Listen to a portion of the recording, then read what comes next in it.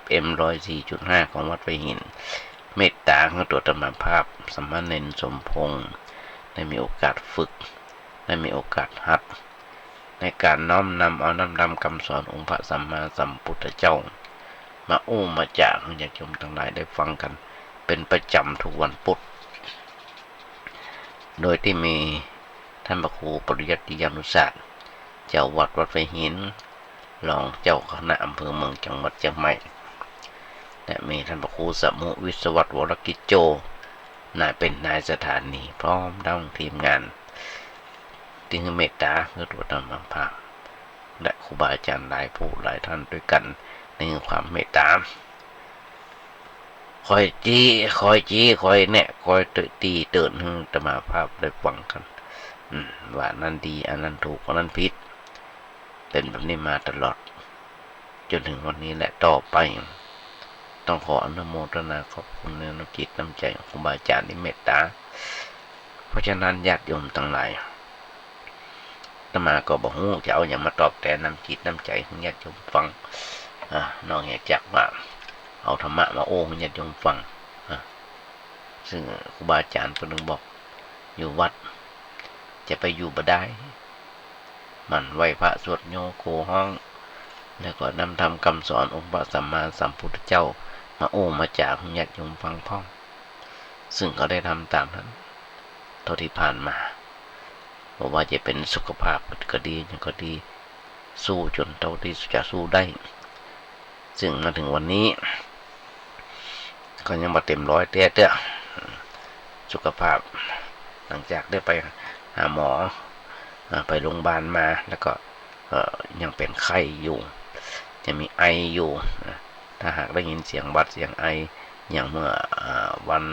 พุธที่ผ่านมาต้องขออภัยญาติโยมทั้งหลายด้วยเป็นวิถีชีวิตของคนเฮาอาตมาได้เอาเป็นบทกลอนได้ญาติโยมฟังเป็นประจำต้นรายการว่าถ้าโลกนี้มีธรรมประจำที่เมื่อทำดีจะไม่ดี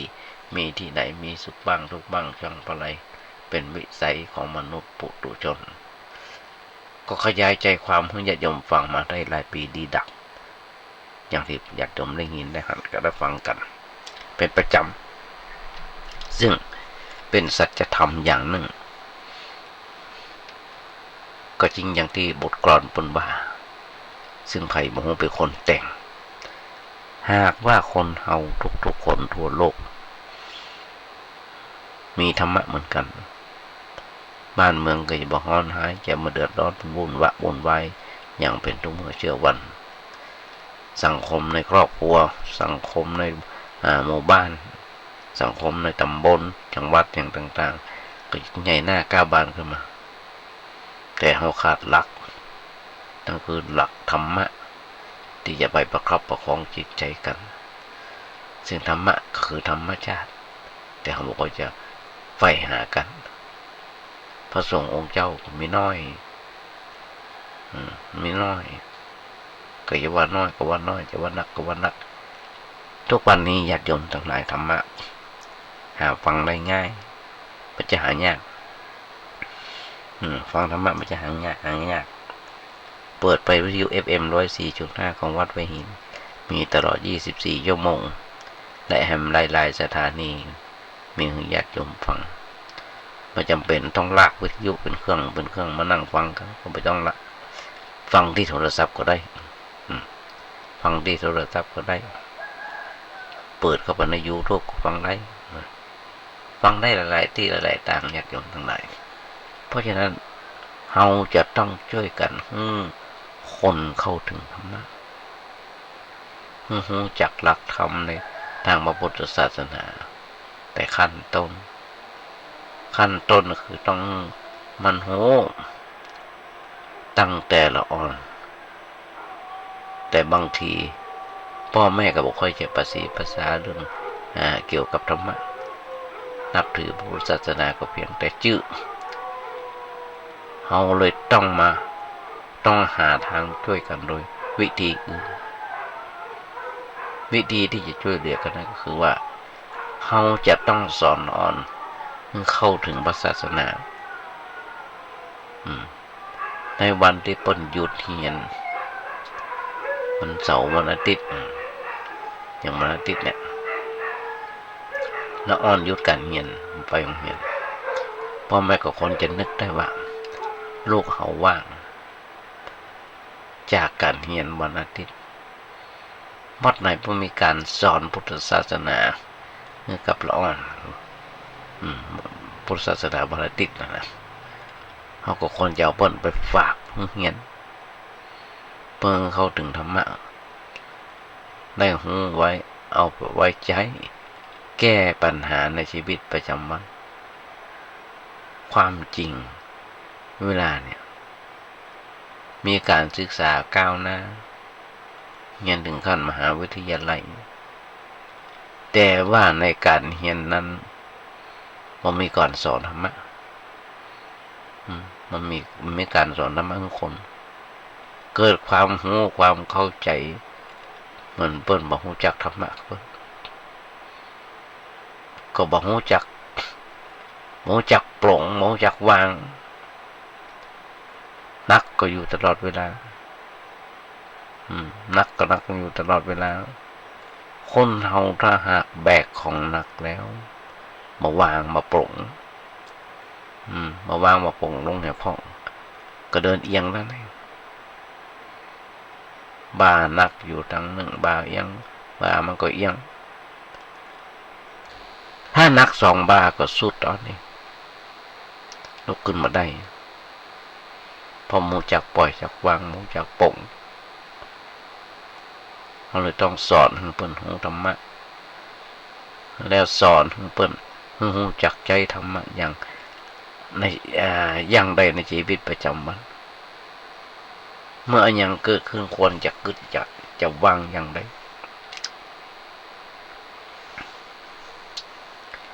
แล้วคนจะแนะนำเปิ้นไว้ว่าเมื่อใดกลุ้มใจลืมนึกถึงพระพุทธเจ้าอย่าลืมนึกถึงพระพุทธเจ้ามาหาพระสงฆ์ที่มีความภูมิความรู้มีภูมิความเข้าใจในธรรมะเปิ้นเปิ้นได้แบ่งเบาความทุกข์ที่อยู่ในอกนั้นให้มันหายไปตามวิธีของพระพุทธเจ้าธรรมะจะช่วยเฮาในเมื่อเฮาเข้าหาธรรมะแต่ในเมื่อเฮาบ่เข้าหาธรรมะจะช่วยเฮาได้อย่างไร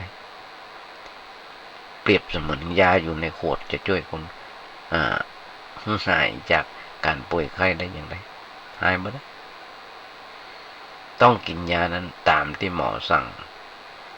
กินก็เวลาเจ้าหรือว่าเตี้ยงหรือว่าก่อนอาหารหรือว่าหลังอาหารกินให้มันถูกต้องตามที่หมอสั่งโรคก็จะหายธรรมะก็เป็นอย่างนั้นญาติโยมทั้งหลายธรรมะเป็นโอสถแก้โรคทางจิตวิญญาณทางจิตทางวิญญาณเขาก็ศึกษาเอามาใช้เพราะเป็นหลักปฏิบัติในชีวิตประจำวันความจริงคนเฮามันต้องอ่านธรรมะทุกวันฟังธรรมะทุกวัน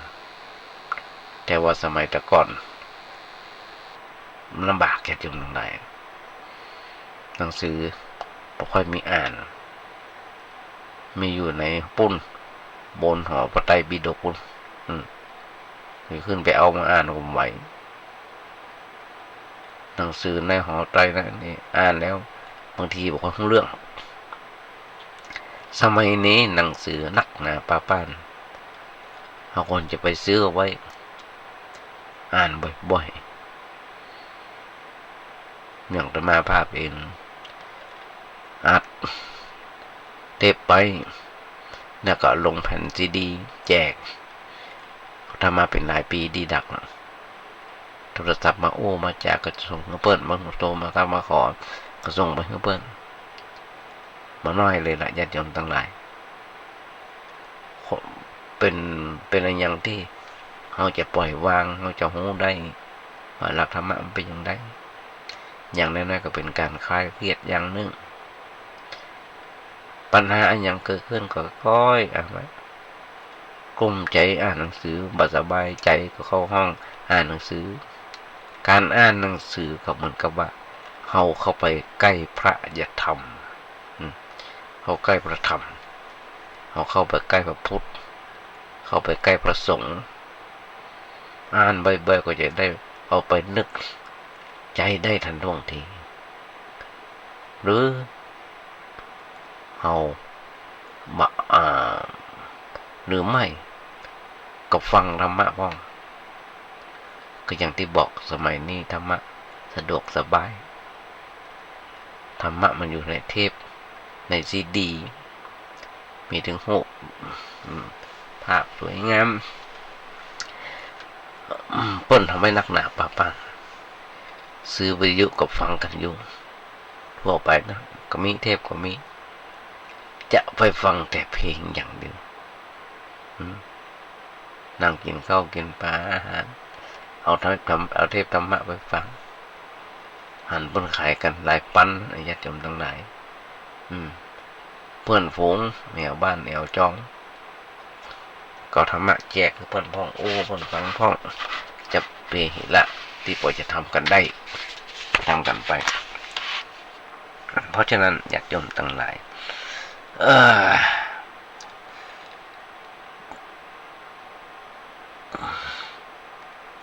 คนเฮา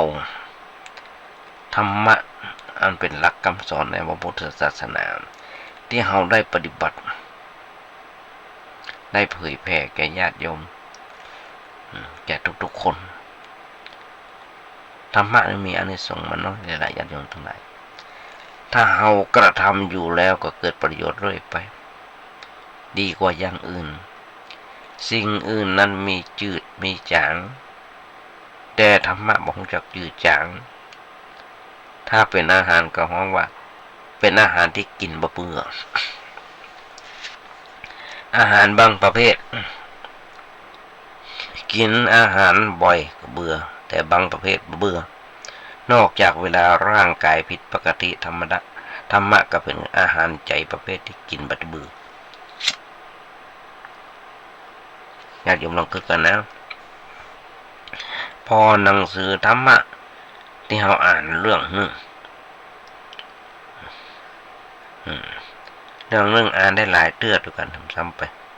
แต่ถ้าหนังสือประเภทเริงรมนวนิยายอ่านจบเดียวมันก็หมดเรื่องแล้วก็ไม่อยากอ่านแล้วล่ะแต่ธรรมะเนี่ยอ่านแล้วอ่านแหมก็ได้ก็เบื่ออ่านแล้วอ่านแหมคิดคือไปโดยว่า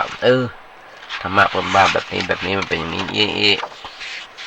สิ่งที่เราเคยเข้าใจเราก็ได้เข้าใจสิ่งที่เราเคยเข้าใจเราก็ได้เข้าใจขึ้นมาอ่านซ้ำอันยังที่มันเกิดขึ้นในใจของเรานะอยากจำไหนอันนี้แสดงว่าอาหารใจหรือว่าธรรมะเป็นสิ่งบ่เบื่อสำหรับผู้ที่จะกินอาหารประเภทนั้นญาติโยมที่นั่งฟังนอนฟังธรรมะอยู่ก็เหมือนกันบ่เบื่อในการฟังธรรมะภาคก็บ่เบื่อในการ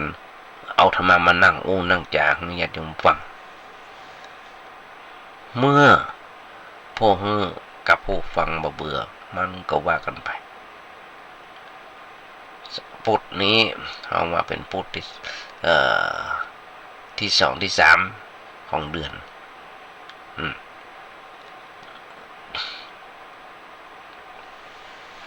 ให้มากี่วันก็จะออกพรรษาเดือนหน้าก็จะออกพรรษานะแต่ว่าถึงจะออกพรรษาก็บ่ออกถ้าจะออกก็ได้เหมือนกันแต่ออกจากความชั่วไปสู่ความดีมันว่ากันว่าจะออกจากผีไปอยู่กับพระแต่ถ้าออกจากพระไปอยู่กับผีเนี่ยบ่ได้เรื่องอันอย่างเพราะฉะนั้นอันอย่างที่เราทำมาในพรรษา ก็ทำเรื่อยไปอาหารใจเป็นเรื่องที่บาจบก็ต้องทำไปเรื่อยไปญาติโยมมาฟังกันเรื่อยไปเปิดวิทยุฟังกันไปเพราะว่าบางคราวบางครั้งอาจจะไปธุระ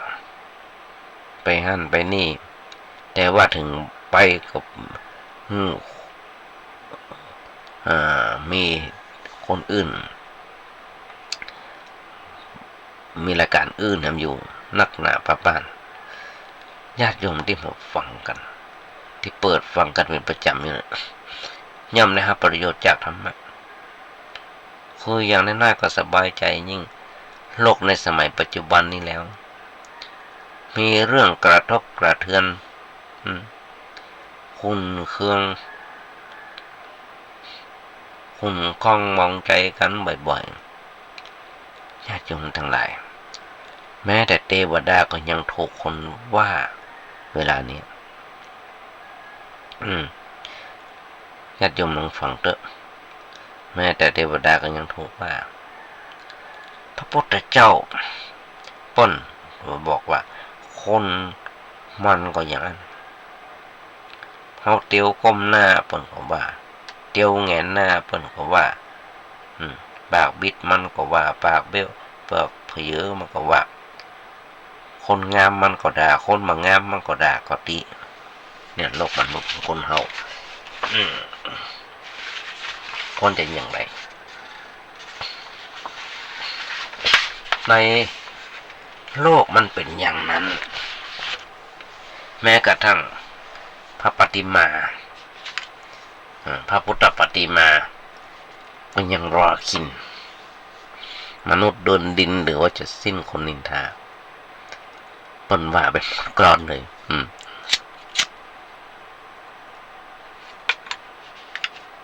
แต่ว่าคนที่ไปว่าบุคคลที่บุคคลว่าแสดงว่าจิตใจต่ำเต็มที่ซึ่งพระพุทธเจ้าปนโอ้ไว้ว่าสภาพาลานัปปะสันติทานังพาลานัปปะสันติสังสันติทานังคนพาลบอกเคยสรรเสริญการ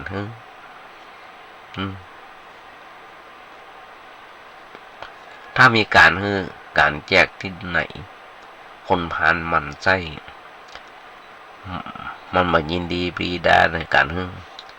คนพาลมันยินดีในการทำดีของไผ่เพราะนิสัยมันต่ำนั่นเองไม่ใช่เรื่องอันยังบางทีพอข้าวอ่านข้าวแล้วเป็นหน้าสังเวช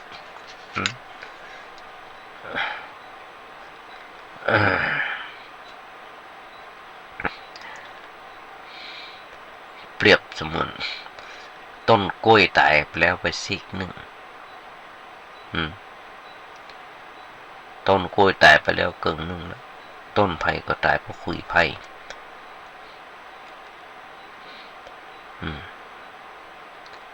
เพราะวันโลกมันแก่แต่ว่าเราเปรียบเทียบกันฟังนั่นหมายความว่าคนเราถ้าทำลายตัวเก่าแล้วมันตายไปบ่รอดชีวิตบ่เจริญก้าวหน้าถ้าเราไปประทุษร้ายต่อคนที่ประทุษร้ายตอบนะครับโทษทันตามหลายสถานเช่นโทษทันแห้งๆโทษทันแห้งๆนั้นเช่นเป็นบ้ามีโรคขนาดหนักรักษาบ่ได้บ่มีไผอยากจะคบหาสมาคมเป็นต้นเป็นเรื่องเสียหายแต่ว่าเพราะบ่เคยฟังธรรมบ่เคยเข้าใกล้พระพบแต่คนชั่วคนร้ายมิจฉาทิฏฐิและมีแต่คนจิตใจตกต่ำถึงนั้นน่าเอ็นดูคนในโลกที่เราควรเอ็นดูที่สุดคือคนที่วิญญาณตกต่ำนี่ถ้าจิตใจต่ำไปสู่ความชั่วความร้ายเป็นคนน่าสงสาร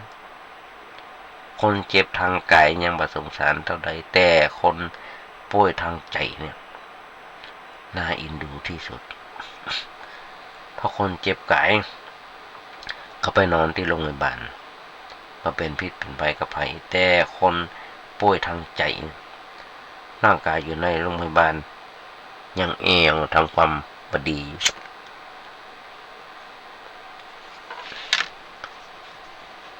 เขาจะหันได้อยู่ทุกเมื่อที่วันแค่ตรงนั้นคือกันนะ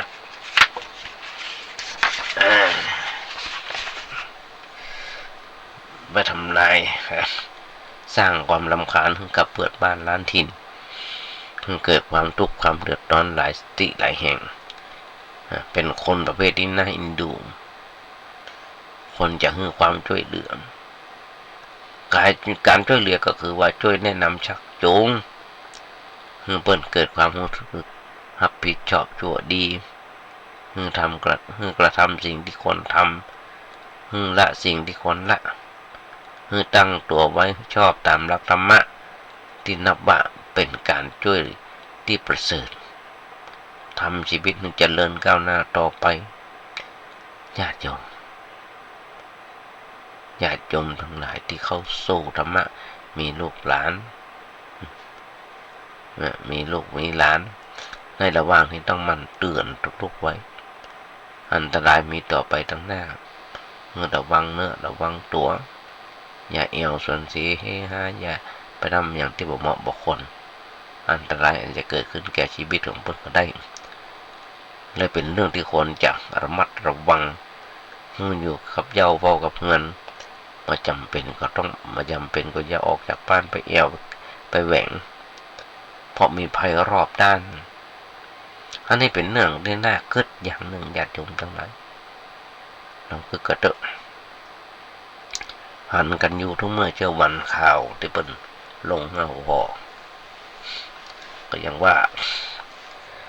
อย่างโบราณเบิ่งว่าข่าวให้ลงฟรีข่าวดีลงเสียสตางค์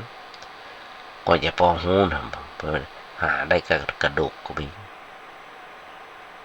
มีปัญหาเกิดขึ้นมานักหนาป้านพ่อบอ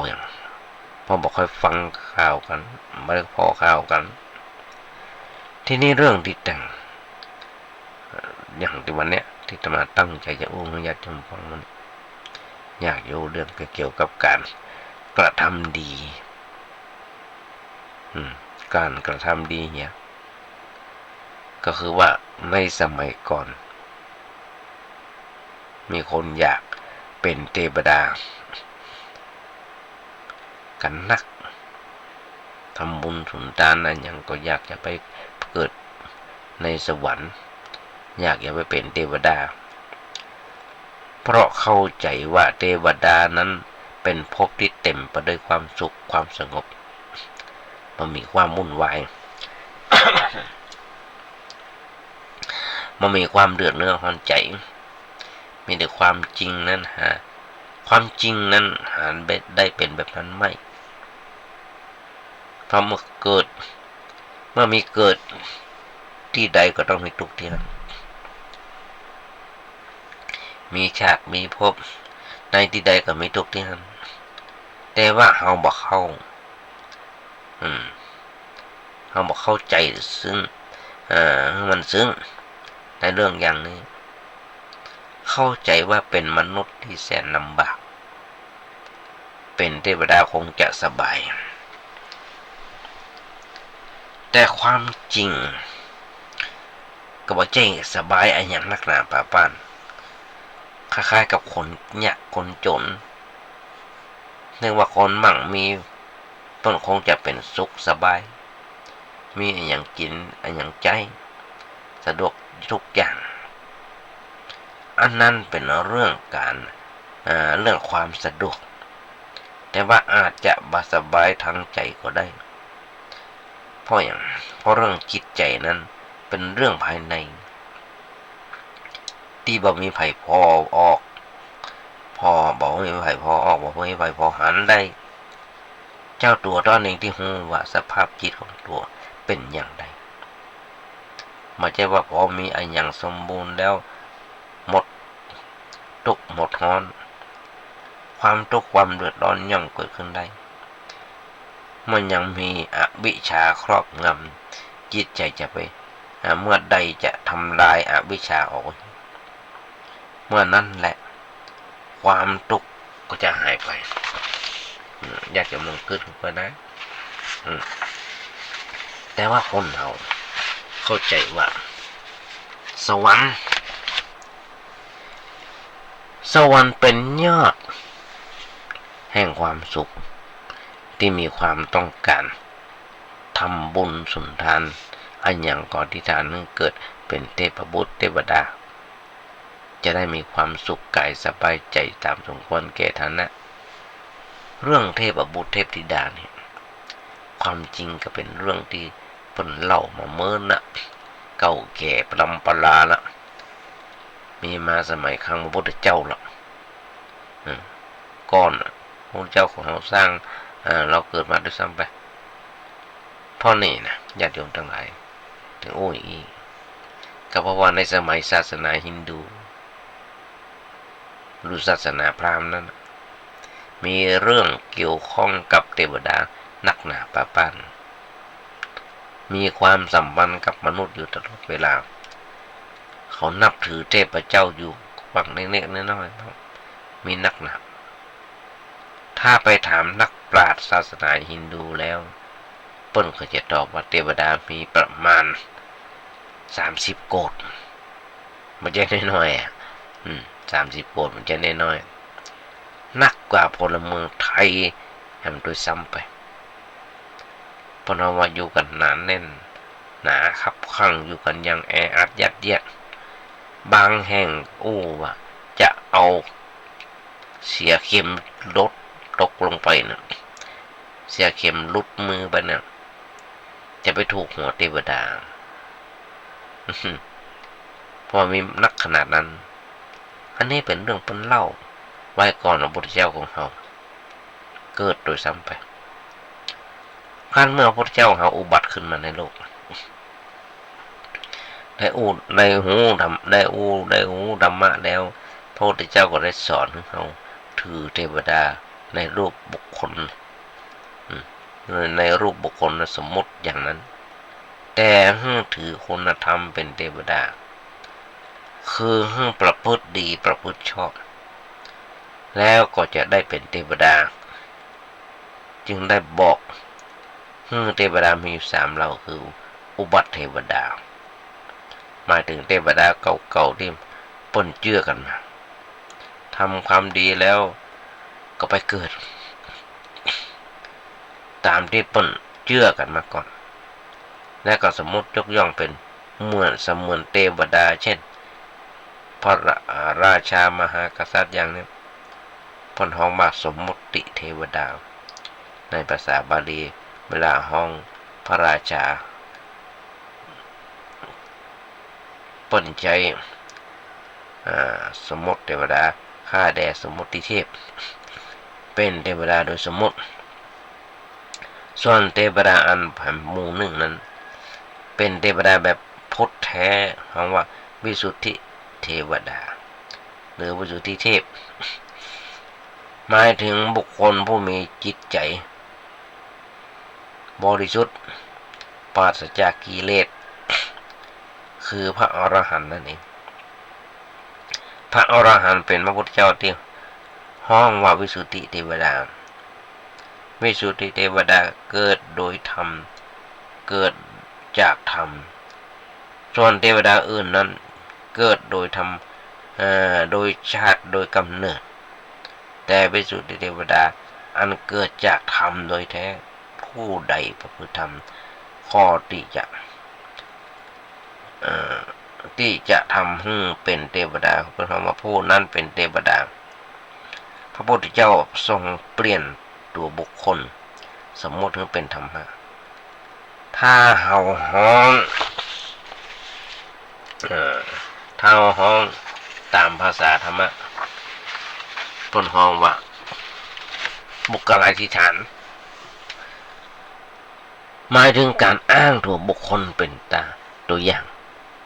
ธรรมอธิษฐานถึงข้อปฏิบัติล้วนๆมาเกี่ยวด้วยตัวบุคคลเช่น พระพรหมถ้าโอ้เป็นบุคคลก็หมายถึงพระพรหมสีหน้า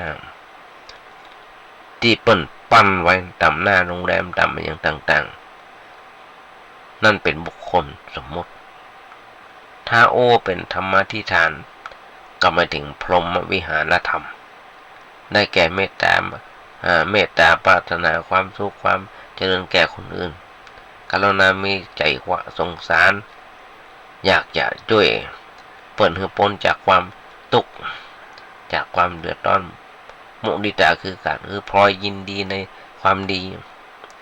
ความสุขความเจริญของคนอื่นอุเบกขาหมายถึงความวางเฉยในเมื่อบ่สามารถจะบำเพ็ญธรรม3ข้อต้นได้คนใดผู้ตั้งอยู่ในธรรมะ4อย่างผู้นั้นชื่อว่าเป็นพรหมเป็นมารดาบิดาเนี่ยเพิ่นเฮาว่าเป็นพรหมของลูกของแม่เป็นวงของลูกเพราะมีคุณธรรม4อย่างนี้สมบูรณ์อยู่ในจิตใจเพราะมีพระผู้มีพระภาคเจ้าทรงเปรียบแบบนี้ญาติโยมทั้งหลายในสมัยคนอินเดียโบราณเพิ่นนับถือเทวดาเป็นองค์แต่พระองค์แนะนำให้ปฏิบัติแม้เรื่องพระพรหมที่เป็นพระเจ้าผู้สร้างของเจ้าฮินดูเวลาไปถามพระพุทธเจ้าก็ถามว่าพระพรหมเป็นผู้บริสุทธิ์หรือเปล่าตัวก็ตอบว่าเป็นผู้บริสุทธิ์แล้วทำไมท่านประทำตัวให้มันบริสุทธิ์เมื่อพวกเขาถึงบัดนี้พระพรหมเห็นล่ะอันนี้คือการย้อนเกร็ดย้อนถามไปในรูปอย่างนั้นคือบ่ได้คิดถึงเรื่องถึงธรรมะหรือข้อปฏิบัติของเลยโอ้เป็นตัวบุคคลถ้าเราจะโอ้ในแง่ธรรมะก็หมายถึงข้อปฏิบัติหมายถึงปฏิบัติหมายถึงผลอันเกิดขึ้นจากการปฏิบัติเช่นว่า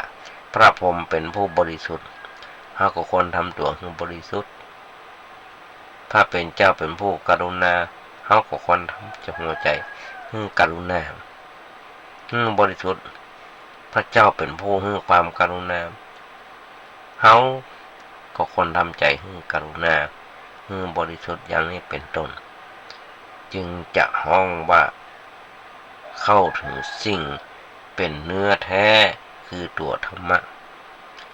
อันเรานำมาปฏิบัติได้นี่คือเหตุและคือผลญาติโยมทั้งหลายถ้าเราใครเป็นเทวดาในแบบใดรูปใดก็ตามเราควรจะปฏิบัติธรรมเพื่อความเป็นเทวดาเพราะในขณะปฏิบัติธรรมนั้นจิตใจสูงขึ้นอยู่ในขั้นนั้นแต่ว่าบ่ใช่หยุดเพียงแค่นั้นหรอกผ่านพ้นต่อไปสวรรค์นั้นถือเป็นทางผ่านถือเป็นทางผ่านไม่ใช่ทางที่เราควรจะตั้งรกรากลงที่ห้างเพราะมันยังเต็มไปด้วยความทุกข์ความวุ่นวายแต่ว่าเราผ่านไปสักน้อยเพื่อไปเยี่ยมพ่อเทวดาทั้งหลายเสร็จแล้วเราก็ไปแวะที่เราควรจะเดินต่อไปจนกระทั่งถึงการถึงการดับทุกข์ดับร้อนได้เด็ดขาดเปิดว่าพระนิพพานอันเป็นจุดหมายปลายทางของการปฏิบัติทางพุทธศาสนาเป็นสภาพทางจิตสงบเย็นอยู่ตลอดเวลาเป็นจุดหมายสำคัญแต่ถ้าเรายังมาถึงจุดนั้นก็เพียงขั้นเป็นเทวดาในบ้านเป็นเทวดาในบ้านไปเสียก่อนเพราะนั้นว่าเป็นเทวดาอยู่ในสังคมดีกว่าเป็นคนเป็นอย่างอื่นอยู่ในสังคมญาติโยมทั้งหลายในคัมภีร์ทางพุทธศาสนารุ่นอรรถกถา ไม่ใช่รุ่นบาลีไม่ใช่รุ่นพระบาลีซึ่งเป็นคัมภีร์ดั้งเดิมแต่ว่าเป็นคัมภีร์อัตถกถาคืออธิบายบาลีทีหนึ่งอธิบายบาลีคำหนึ่งก็เล่าเรื่องเกี่ยวกับเทวดาไว้นักขนาดแต่ว่าก็แนะไว้ว่าถ้าจะเป็นแบบนั้นก็ต้องปฏิบัติธรรมเช่นมาเปิ้นเล่าเรื่องไหนหนุ่มคนหนึ่งชื่อว่ามาคมานพเป็นคนใจกว้างเสียสละหันแก่ประโยชน์ส่วนรวมชอบใจชีวิตของตัวเพื่อเป็นสาธารณประโยชน์แก่สังคมหรือแก่บุคคลทั่วไปแกชอบไปทำอะไรอย่างที่เป็นประโยชน์ต่อสาธารณะเช่นไปถนนหนทางถ้าตัดไหนเป็นหลุมก็เอาดินไปถมมันดีขึ้นอย่างแต่ว่าวันซืนได้ดูทีวีมีโยมคนเฒ่าคนหนึ่งออกจากขับรถแล้วก็มานั่งมายืนโบกรถเพิ่นมันเป็นจราจรอาสาโบกรถเพิ่นฝนตกฝนดอกอะไรอย่างต่างๆโอ้เพิ่นก็ยังทำอยู่นะอันนี้เป็นจิตอาสาอย่างหนึ่งเพราะฉะนั้นนี่แหละญาติโยมทั้งหลายมึงมาครับมานกนะขั้นแรกก็ทำคนเดียวมาได้จวนไผ่ทำไปบ่อยๆเวลาว่างก็ไปทำส่วนเวลาอื่นก็ทำมาหากินตามฐานะแต่พอว่างจากงานส่วนตัวก็ต้องไปทำสิ่งที่เป็นประโยชน์แก่ส่วนรวมหมดอย่างมีจ่าคนหนึ่งที่ปลูกต้นไม้ทั่วประเทศถ้าขั้นแรกทำคนเดียวแต่ว่ามีคนเตียวผ่านไปผ่านมาได้ความสะดวกสบายมาหันต้องกับบอกไปถามว่าท่านทำอะไรแกบอกฉันจะทำทางไปสวรรค์ถ้าอย่างนั้นคนเหล่านั้นก็นึกว่าเข้าทีดีก็บอกว่าถ้าจะร่วมมือสักคนหนึ่งก็เลยกลายเป็น2 คนต่อมาคนอื่นมาหันด้วยทำต่อไปทำอะไรอย่างกันผมว่าทำพวกแต่ละคนก็มาถามแบบนี้ทุกคนก็จะตอบว่าทำทางไปสวรรค์พอคงว่าจะไปสวรรค์แค่นั้นเองช่วยกันทำหนักเพิ่มขึ้นจนกลายเป็นหนักขึ้นจนเป็นกลุ่มเป็นก้อนนำทางเปิ้นเป็นคนจิตใจที่มีเอื้ออารีต่อสาธารณประโยชน์เพราะว่าจะเป็นน้ำบ่อสร้างสวนสาธารณะสร้างศาลาพักร้อนอะไรอย่างต่างๆอันเป็นประโยชน์แก่สังคมในยุคนั้นสมัยนั้นญาติโยมทั้งหลายนี่คือที่ญาติโยมฟัง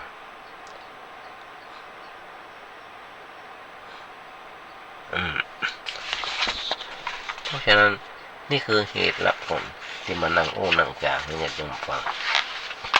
มีอยู่หลายครั้งที่ญาติโยมฟังแล้วหันว่ามันเป็นอย่างไรลองคิดก็เถอะคนเฮานะญาติโยมทั้งหลายอย่างตะว่าแต่มาแต่ว่าดีก่อนได้กันในเรื่องหลายอย่างเรื่องดีหรือเร็วตอนที่เกิดขึ้นเวลาที่เราต้องประสบกับเรื่องบดีกับเรื่องที่มันบดีอย่าไปคิดว่าทำไมถึงต้องเป็นเราทำไมต้องมาเกิดที่เราที่คนในครอบครัวของเรา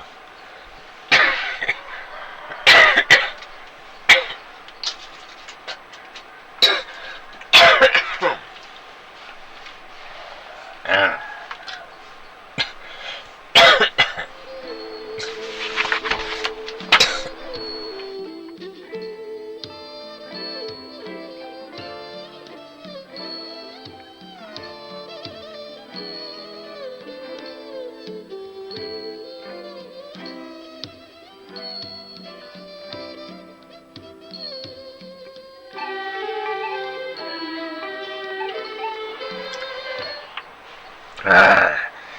ไอแฮมแล้วการกึดแบบนั้นญาติโยมทั้งหลายพอใจวิธีการกึดที่แก้ไขปัญหาแต่กึดไว้เสมอว่าบอกว่าเลือกดีหรือเร็วตอนนั้นที่จะเกิดขึ้นกับตัวเราแต่เมื่อเกิดขึ้นแล้วก็บ่ต้องไปหวาดกลัวหรือว่าตื่นเต้นกับมันต้องคิดยอมรับและกล้าเผชิญหน้ากับมันอย่างบ่หวั่นไหวถึงแม้คนเราบางครั้งถึงไร้ทรัพย์แต่บ่ไร้ปัญญา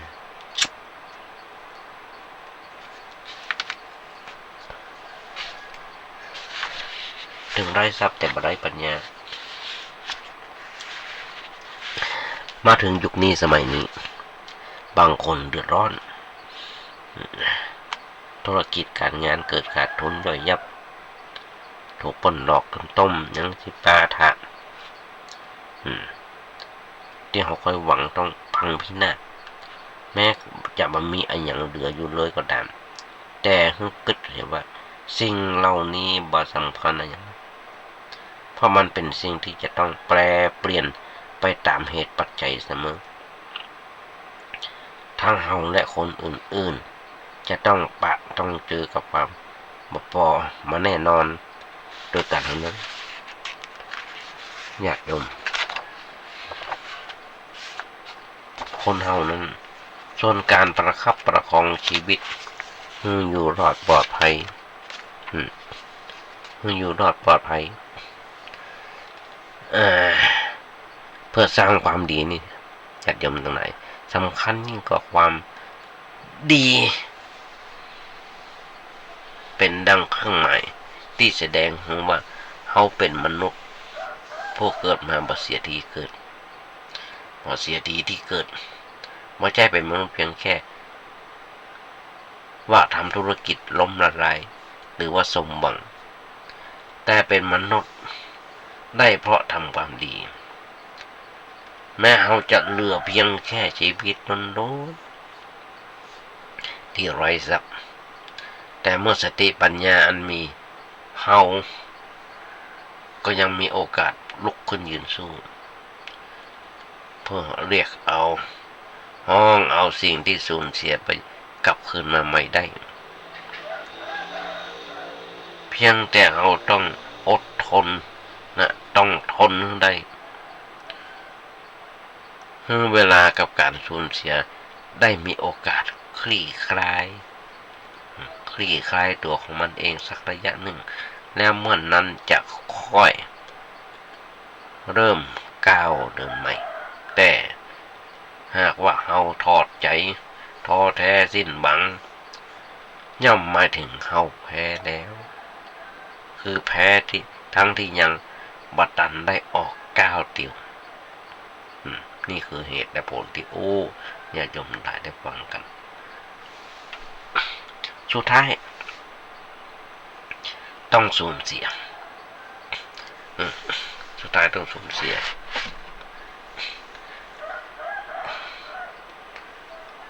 การเส้นสวงหรือว่าบนบานสารกล่าวสิ่งศักดิ์สิทธิ์เพื่อให้ได้ตามที่เราต้องการนั้น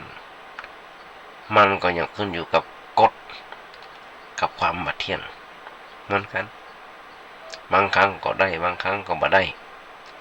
และที่เราได้มานั้นเป็นเพราะมันมีเหตุที่จะทำให้เราได้มาในสิ่งนั้นถูกอยู่แล้วเขาจึงได้มาบ่ใช่เพราะมันเป็นได้มาด้วยความสิ่งที่เราต้องการได้มาบ่ใช่อย่างนั้นกึดไว้เสมอว่ากึดไว้เสมอว่าแม้เราจะได้อันอย่างตามที่ต้องการแล้วแต่สิ่งนั้นจะบ่อยู่กับเราอย่างถาวรตลอดไปเพราะวันหนึ่งมันจะต้องสูญเสียไปจากเราดังนั้นเราจึงบ่ควรปรารถนา หรือว่าเส้นสวงอ้อนวอนเพื่อจะเป็นอันอย่างเลยมันเกิดเพียงว่าเราจะกระทำกับมันให้ดีที่สุดต้องการอันอย่างก็ให้ใจสติปัญญาเกิดพอว่าทำอย่างใดถึงจะได้สิ่งนั้นมาด้วยความบริสุทธิ์และถูกต้องที่สุดแล้วก็ทดลองทำไปทำไปตามนั้นถ้ามีเหตุก็จะได้มันก็จะมีเหตุมันก็ต้องได้มันก็ต้องได้ของมันเองแต่ถ้ามันบ่ได้ก็ของมันแล้วกันไปอย่าเข้าไปเป็นตุกข์กับถ้าเขาฝึกคิดอย่างนี้เขาก็มีสิทธิ์ที่จะได้อันอย่างเหมือนเดิมและดีไปกว่านั้นถึงแม้เขาจะบ่ได้สิ่งนั้นเขาก็จะบ่เป็นทุกข์เมื่อได้มาแล้วเขาจะบ่เกิดทุกข์เสียต่อไปเขาก็จะบ่ได้ไปเป็นทุกข์เช่นเดียวกันประโยชน์ของการคิดถึงดีคิดถึงเป็นเพื่อหูเต่าหูตันรสิสิ่งถึงหมดถึงมวลอย่างนี้คือมันจะมาทำให้เขาต้องเป็นทุกข์ในทุกๆกรณีจัดอยู่มรดกทางกายคือโรคภัยไข้เจ็บทุกคนทุกคนอาตมาก็ถึงบอกอย่างอาตมานั่งวันเนี่ยจะมีมากน้อยสุขภาพเป็นไข้มา7-8 วันเป็นไข้แต่7-8 วันฉันยาแล้วก็นอนฉันยาแล้วก็นอนกินอะไรอย่างก็บ่ได้เพราะฉะนั้นนี่คือมรดกทางกายมรดกทางกายคือโรคภัยไข้เจ็บมีทุกคนแม้เขาจะต้องเผชิญอยู่กับโรคภัยร้ายโรคร้ายบางคนนะตอนเนี้ยต้องเผชิญอยู่กับโรคร้ายที่สังคมรังเกียจหรือว่าเจ็บป่วยด้วยโรคอันอย่างเช่นโรคอันอย่างก็ตามของอยากเกิดที่จะหายไปจากโรคนั้นเพราะอย่างเพราะมันจะยิ่งทำให้เขาเป็นทุกข์หนักเข้าไปแต่เมื่อคิดเนี่ยว่าเขาจะรักษาโรคไปตามเรื่องของมันบางทีก็หายบางทีก็บ่หายอย่างไรก็ตามถึงแม้เขาจะมาเป็นโรคนี้เขาก็ต้องตายอยู่แล้วเพราะฉะนั้นไม่จำเป็นต้องเสียใจไม่จำเป็นต้องบาดกลัวต่อโรคนั้นร่างกายของคนเขาเป็นที่อยู่ของโรคนานาชนิดทุกชีวิตที่เกิดมาเพราะว่าจะเป็นเศรษฐีพันล้านหรือขอทานล้วนแต่ต้องเป็นโรคด้วยกันทั้งนั้นเพราะฉะนั้นอย่าไปสะดุ้งตกใจหรือว่ากลุ้มอกกลุ้มใจกับโรคต่างๆที่กำลังเป็นอยู่โดยให้เกิดเหตุถือว่าความมีโรคเป็นเรื่องปกติธรรมดาที่ทุกคนเกิดมาจะต้องได้รับโรคเป็นมรดกเหมือนกันเหมือนกันอย่าตกใจเมื่อโรคภัยมาเยือนอย่าตกใจเมื่อโรคภัยมาเยือน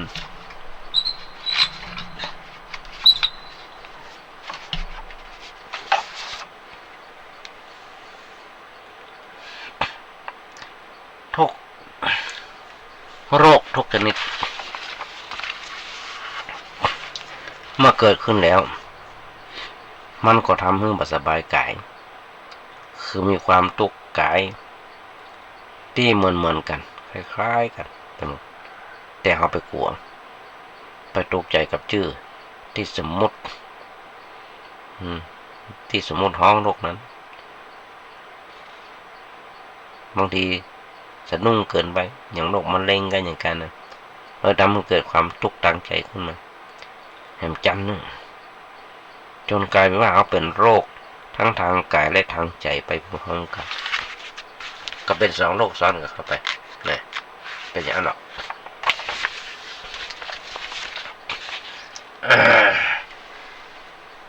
แม้เราจะเป็นโรคเอดส์โรคมะเร็งร้ายหรือว่าโรคอื่นๆอย่างใดก็ตามอย่าพยายามคิดให้มันเกิดการท้อแท้ญาติโยมอย่างบางคนหมดปัญญาแล้วเกิดการท้อแท้จนบางคนจะอย่างใดแล้วญาติโยมไปพอที่วัดพระบาทน้ำพุลพบุรีหลวงพ่ออลงกฎเปิ่นจะออกเพื่อพ่อจะหันทั้งวัดคนตายทุกชั่วโมงเมนเผาว่าบ่ได้ไประเบิดความตายเพราะมันจะบ่ทำให้เราดีขึ้นมีแต่จะทำให้ชีวิตเราตกต่ำย่ำแย่สุดลงไปครับนั่นคือเถียบความตายบ่ใช่จะมีแต่จะเพราะผู้เป็นโรคเอดส์หรือว่าโรคอื่นๆเท่านั้นแต่ความตายมีขึ้นกับทุกคนมายกเว้นไว้ให้ทั้งนั้นใครจะเป็นโรคหรือบ่เป็นโรคย่อมต้องตายเหมือนกันหมดเพราะฉะนั้นอย่าไปตุกใจกับมันจะไปกลุ้มใจกับจนเกินไปพยายามคิดหวังแต่สิ่งที่ดีที่สร้างสรรค์ให้กับชีวิตเราอาจจะพิชิตโรคร้ายที่กำลังมีให้เบาบางหรือว่าหมดลงไปได้เพราะการคิดแค่สิ่งที่ดีนะย่อมมีปฏิกิริยาเกิดขึ้นได้เสมอญาติโยมผู้ชนธรรมทั้งหลายโรคที่น่ากลัวคือโรคทางจิตวิญญาณอาตมาได้โอตะกี้ของเราชีวิตคนเฮาย่อมมีความผิดพลาดเกิดขึ้นทุกกันทั้งนั้นและเมื่อบ่มีไผที่อยากจะให้เรื่องราวอันเลวร้ายเกิดขึ้นกับตัวหรือคนในครอบครัวแต่เมื่อมันเกิดขึ้นแล้วหากจะมันนั่งเศร้าโศกเสียใจเรื่องที่ผิดพลาดไปมันก็บ่เกิดประโยชน์อย่างเกิดขึ้นมานอกจากเราจะต้องถือเอาความผิดพลาดนั่นเป็นครูเป็นบทเรียนสอนใจให้กับเราเพื่อจะได้เพิ่มความระมัดระวังกับเรานักยิ่งขึ้นไปหากพิจารณาพอแล้วจะเห็นได้ว่าสังคมเขาไม่ได้คิดรังเกียจผู้ที่กำลังประสบเคราะห์กรรมของการเป็นโรคเอดส์หรือว่าโรคร้ายอื่นๆไม่ได้อ่านหรอกเพราะเปิ้นรู้ว่าคนเหล่านั้นเป็นเพียงโรคทางกายซึ่งมันน่ารังเกียจเท่ากับโรคหิวโหยทางจิตวิญญาณเพราะโรคหิวโหยอย่างแบบนี้เป็นภัยอย่างใหญ่หลวงต่อชีวิตของเพื่อนมนุษย์ด้วยกันหลอกลวงต้มตุ๋นแย่งชิงปล้นฆ่าคอร์รัปชันกดขี่ข่มเหงผู้ต่ำต้อยกว่าสัปปะนี่คืออาการของโรคหิวโหยทางจิตวิญญาณที่ผู้คนในสังคมส่วนใหญ่ขยะแขยงจนอยากจะสาบแช่งบ่ฮึ่งได้ผุดบ่ฮึ่งได้เกิดหรือว่าอยากจะแยกโลกไปอยู่กับคนอื่นซ้ำหันขอญาติโยมทั้งหลายเอาหันได้ทุกเมื่อเชื่อบันแข่งแย่งจริงดีจริงเด่นกันคนจี้ปนกันต่างๆสิถูกทำเอาทุกเปิดบ่ถูกทำไปสปะที่มีหันอยู่ทุกเมื่อเชื่อบันข่าวที่เอาหันอย่าว่ามันแน่ที่ว่าถูกต้องใช่อาจจะเป็นประโคมข่าวขึ้นมาก็ได้จ้างเพิ่นทำก็ได้เพราะฉะนั้นขอให้พอโลกตามที่มันเป็นจริงขอโพดโลกตามที่มันเป็นจริงพอเป็นจริงอย่างไรนั้นถ้าจะเอาไว้โอ้กันในวันต่อไปญาติโยมทั้งหลายเวลานี้เวลาหมด หมดเวลานั่งรับหูรับตาโอ้มันก็จะยมเดี๋ยวปืนมือถาพอ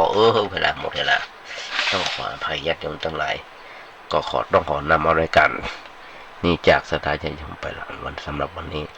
ฟังใจเป็นอย่างยิ่งวันนี้ญาติโยมของในอาญามานักก็น้อยโอ้มาก็เมื่อ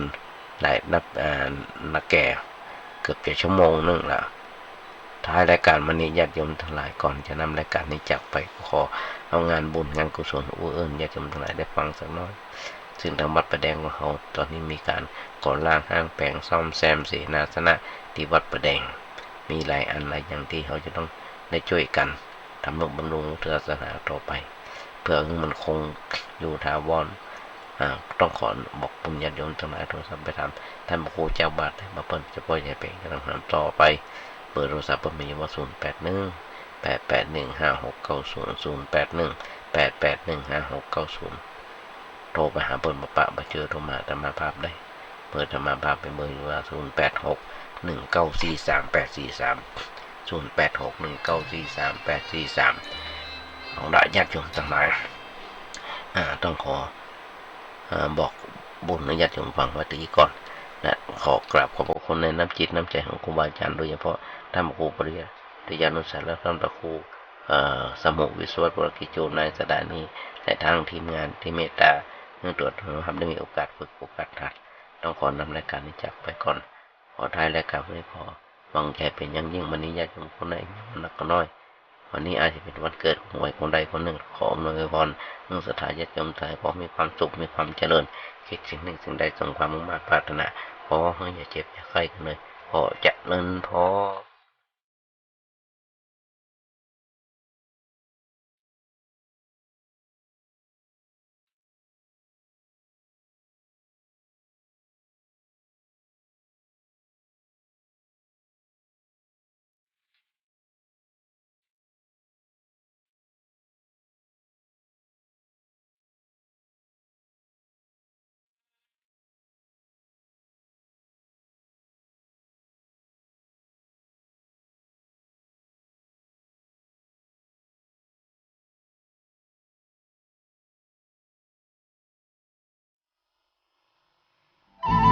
ที่จบไปแล้วนั้นเป็นรายการเสียงธรรมจากสามเณรดำเนินรายการโดยสามเณรสมพงษ์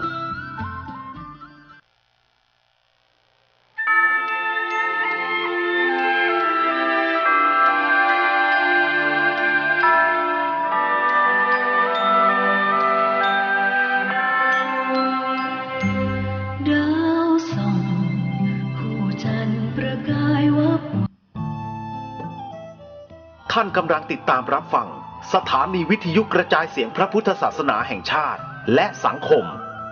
คลื่นเพื่อการศึกษาพระพุทธศาสนาและวัฒนธรรมระบบ FM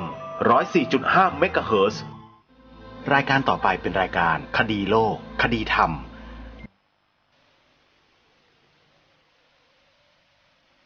คนในน้ำจิตน้ำใจของครูบาอาจารย์โดยเฉพาะท่านพระครูปริยานุสาและท่านพระครูสมุวิศวปรกิจโจในสถานีและทางทีมงานที่เมตตาเนื่องตรวจทำได้มีโอกาสฝึกโอกาสถัดต้องขอนำรายการนี้จากไปก่อนขอท้ายรายการนี้ขอหวังใจเป็นอย่างยิ่งวันนี้ญาติโยมคนไหนนักก็น้อยวันนี้อาจจะเป็นวันเกิดของวัยคนใดคนหนึ่งขออำนวยพรเนื่องศรัทธาญาติโยมไทยขอมีความสุขมีความเจริญคิดสิ่งหนึ่งสิ่งใดสมความมุ่งมั่นปรารถนาขอให้อย่าเจ็บอย่าไข้กันเลยขอเจริญพร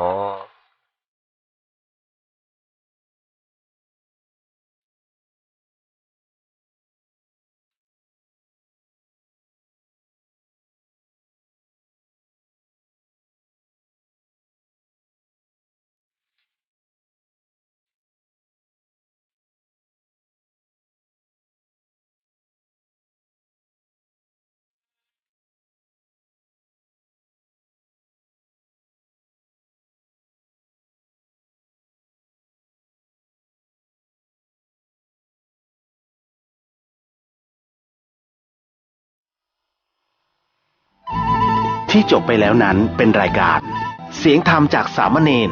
ดำเนินรายการโดยสามเณรสมพงษ์